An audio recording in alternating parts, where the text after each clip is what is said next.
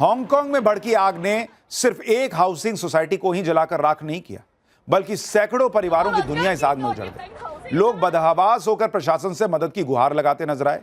कोई मां रोते रोते अपनी बेटी को ढूंढ रही थी, तो कुछ लोग फोन पर अपनों की सलामती की जानकारी लेते नजर आए। बिल्डिंग से रेस्क्यू किए गए लोगों को एम्बुलेंस की मदद से अस्पताल पहुंचाया गया, जबकि बेघर हो चुके लोग शेल्टर होम में शरण लेने को मजबूर हुए, क्योंकि उनके घर में आग लग चुकी थी। कुछ बचा ही नहीं, सब जलकर तहस नहस हो गए। ये इतना भयानक हादसा है कि सैकड़ों लोग लापता है। लोगों का पता ही नहीं चल पा रहा कि उनका हुआ क्या और क्या हुआ होगा। आप अंदाजा लगाइए, जो अंदर गया वो बचा होगा। अब तक 65 लोगों की मौत की पुष्टि हुई है। 300 के करीब लोग ऐसे हैं जिनका कोई अता पता नहीं चल रहा। इस हाई राइज सोसाइटी में आग कैसे लगी, इसके बारे में भी आपको बताऊंगा। लेकिन इस हाई राइज के बारे में यह पता चला कि यह करीब 42 साल पुरानी सोसाइटी थी, जिसमें मरम्मत का काम भी शुरू किया गया था। इस हाई राइज सोसाइटी का नाम वांग फुक कोर्ट है। साल 1983 में बनी वांग फुक कोर्ट हाउसिंग सोसाइटी में 8 टावर ब्लॉक है, जिनमें से हर एक में 31 मंजिल है। इस सोसाइटी में करीब 4600 लोगों के करीब रहते थे। 2000 अपार्टमेंट हैं। हांगकांग पुलिस ने बहुमंजिला इमारत में आग से जुड़े मामले में 3 लोगों को गिरफ्तार किया है। लेकिन इसमें आग लगी कैसे, अब आपको उसके बारे में बताता हूं। इस सोसाइटी में मरम्मत का काम चल रहा था, जिसके लिए सोसाइटी के सभी टावर्स के सामने बांस की मचान का जाल बनाया गया था। आग की जो तस्वीरें सामने आई हैं, उसमें इमारत से उठती आग की लपटों के बीच इन मचानों में लगाए गए बांस गिरते हुए नजर आ रहे हैं। आग के तेजी से फैलने की एक वजह बांस की मचान को बताया जा रहा है, क्योंकि आग लगने के बाद बांस की मचान ने सुलगती हुई माचिस की तीली जैसा काम किया और आग ने तेजी से पूरी इमारत को अपनी चपेट में ले लिया। इमारत के निर्माण या मरम्मत के काम में बांस की मचान को हांगकांग की विरासत माना जाता है। सदियों से वहां बांस की मचान का ही इस्तेमाल हो रहा है, क्योंकि बांस जल्दी बढ़ता है, हल्का और मजबूत होता है। इसके अलावा सोसाइटी में मरम्मत के काम की वजह से खिड़कियों को पॉलिस्टाइन की चादर से ढका गया था, जो कि सिंथेटिक प्लास्टिक होता है और अत्यधिक ज्वलनशील होता है। हांगकांग की बहुमंजिला सोसाइटी में लगी आग भारत के लिए भी बड़ा खतरे का अलार्म है, क्योंकि भारत में भी दिल्ली, नोएडा, मुंबई, पुणे, हैदराबाद, बेंगलुरु जैसे बड़े शहरों में लाखों लोग बहुमंजिला इमारत में रहते हैं और यहां भी बहुमंजिला इमारतों में आग लगने की कई घटनाएं हो चुकी है। यह तस्वीर अब आपको जो दिखा रहा हूं, यह इसी साल जून की है। दिल्ली के द्वारका में एक बहुमंजिला इमारत में आग लग गई थी। जान बचाने के लिए एक पिता ने अपने 2 बच्चों के साथ 7वीं मंजिल से छलांग लगाई थी और तीनों की मौत हो गई। यह तस्वीर जिसने देखा था उसकी रूह कांप गई। एक और तस्वीर देखिए, नोएडा के सेक्टर 119 की है, जहां आम्रपाली जोडिएक सोसाइटी के अंदर बनी एक दुकान में शॉर्ट सर्किट में से आग भड़क गई थी और आसपास की कई दुकानें आग की चपेट में आ गई थी। आप धुआं देखिए बॉस, किस तरह से आग लगी और किस तरह से धुआं निकल रहा। अब पिछले साल मई की एक तस्वीर देखिए, यह नोएडा के सेक्टर 100 में लोटस बुलेवार्ड सोसाइटी की है, जिसके एक टावर में 10वीं फ्लोर के एक फ्लैट में अचानक आग लग गई। यह आग बैल्कनी में लगे एसी के आउटर यूनिट से भड़की थी। ऐसे में यह समझना भी जरूरी है कि बहुमंजिला इमारत में लगी आग काफी तेजी से नीचे के फ्लोर से ऊपर के फ्लोर्स को कैसे अपनी चपेट में ले लेती है।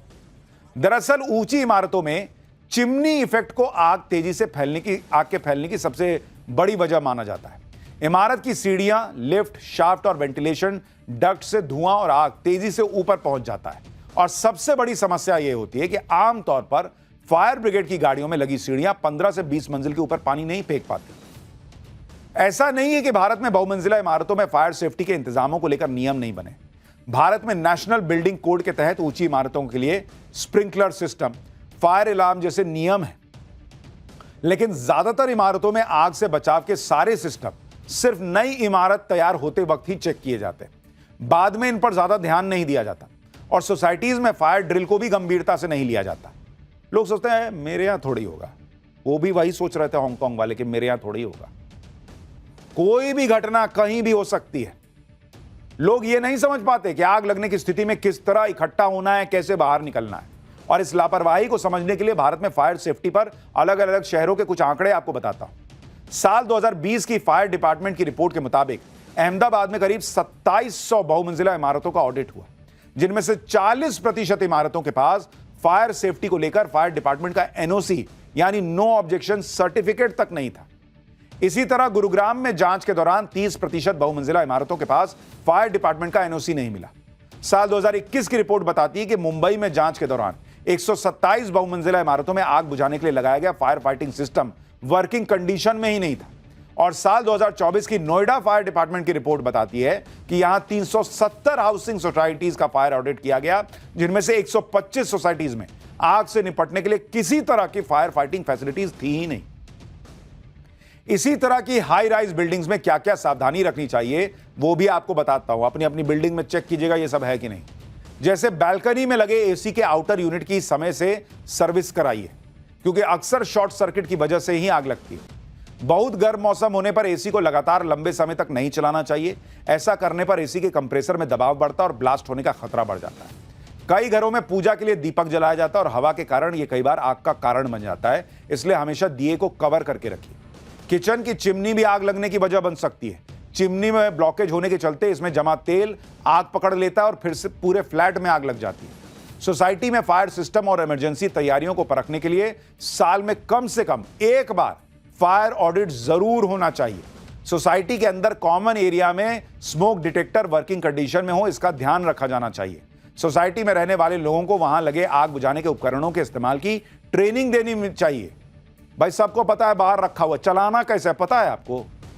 गैस पाइपलाइन में लीकेज की वजह से भड़कने वाली आग से बचने के लिए लीकेज सेंसर लगाने को भी जरूरी किया जाना चाहिए। यानी ये सब होना ही चाहिए, मैंडेटरी। और ये बहुत बड़ा सबक है बॉस। ये जो तस्वीर आप हांगकांग की देख रहे हैं, आप बहुमंजिला इमारत में रहते हैं, अपनी सोसाइटी में अगर आरडब्ल्यू है उनको बोलिए भाई हमको बताओ कैसे चलाना है बाहर जो रखा हुआ है मामला आग बुझाने का। ऑडिट कराइए, ड्रिल कराइए, ये सब बहुत जरूरी है। 24 घंटे बाद भी कई जगहों से आग की लपटें और धुआं निकलता दिखा। जो लोग भाग पाए वो बच गए, लेकिन बहुतों को मौका ही नहीं मिला। सोसाइटी में 8 टावर थे, हजारों फ्लैट्स थे, हजारों लोग रहते थे, और जिस तरह की आग लगी उससे आप अंदाजा लगाइए कि कितनी बड़ी तादाद मरने वालों की हो सकती है। क्योंकि बहुतों को तो पता ही नहीं चल पाया कि वो कहां है, क्या हो गया, कैसे आग लग गई। और जब भाई ऊपर से नीचे तक जल रही है बिल्डिंग, कहां जाइएगा। हांगकांग की हाई राइज में यह आग हमारे लिए भी दिल दहलाने वाली है, क्योंकि आज के दौर में भारत में बहुत सारी कॉलोनी मोहल्लों में हाई राइज में ही लोग रहते हैं। हाई राइज का दौर ऐसा चल रहा है कि बड़े शहर तो छोड़िए, छोटे छोटे शहरों में हाई राइज बिल्डिंग्स तैयार हो रही है। कहीं 20 फ्लोर, कहीं 25, कहीं 30, यहां तक कि 80-80 फ्लोर की भी हाई राइज बनी हुई है। हांगकांग की हाई राइज 31 फ्लोर की थी। लेकिन इस तरह के हाई राइज में क्या क्या सावधानी रखनी चाहिए, कौन से काम भूलकर भी नहीं करने चाहिए, आज ये सब आपको बताऊंगा। अपनी अपनी बिल्डिंग में चेक कर लीजिएगा कि ये सब है कि नहीं। आप जिस ऊंची बिल्डिंग में रहते हैं वो कितनी सेफ है, इसके बारे में आगे बताऊंगा। लेकिन पहले हांगकांग से आई भयानक तस्वीरें देखिए। हाई राइज सोसाइटी में 8 टावर पूरी तरह से आग की लपटों में गिर गए। ये देखिए, दोपहर के 3 बजे के करीब आग लगी। 18 घंटे तक इसी तरह से आग धधकती रही। सोसाइटी के For more of such videos, do like, share and subscribe to ET Now Swadesh.